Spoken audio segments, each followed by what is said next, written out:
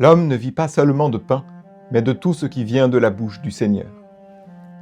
La liturgie de ce dimanche où nous célébrons la fête du Saint-Sacrement du corps et du sang du Christ nous donne à entendre en première lecture cette phrase du livre du Deutéronome que nous connaissons bien, puisque c'est avec ce verset que Jésus-Christ, au terme de sa retraite de 40 jours au désert, avait repoussé la première des 3 tentations du diable.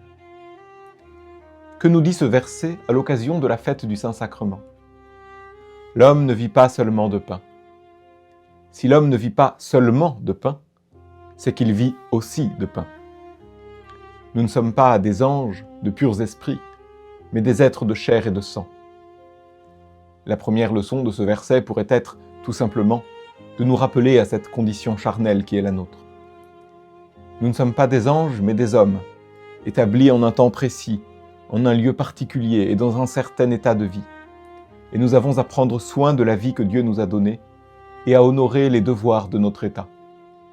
Il n'y a pas de vie spirituelle authentique sans enracinement dans cette réalité.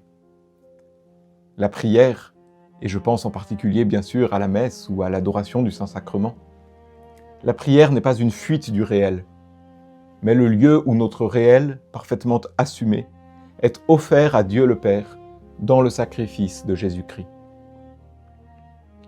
Cependant, à la tentation d'un spiritualisme désincarné s'oppose la tentation inverse, qui n'est pas moins dangereuse, celle qui consiste à réduire la vie spirituelle à la satisfaction de nos besoins psychologiques ou affectifs par exemple.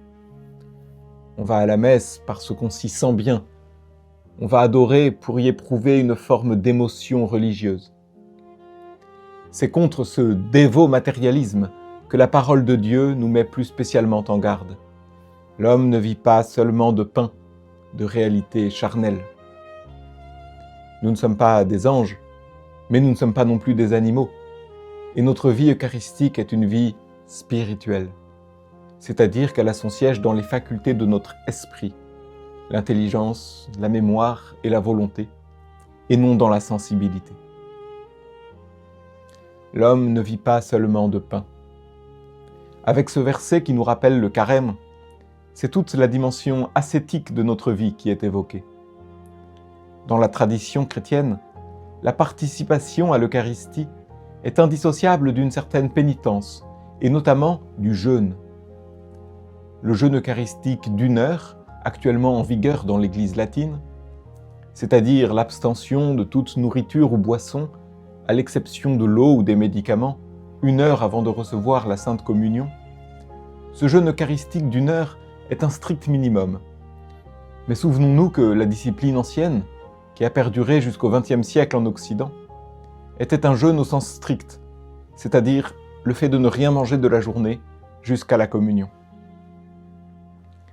L'homme ne vit pas seulement de pain, mais de tout ce qui vient de la bouche du Seigneur. Ce qui vient de la bouche du Seigneur, c'est-à-dire sa parole.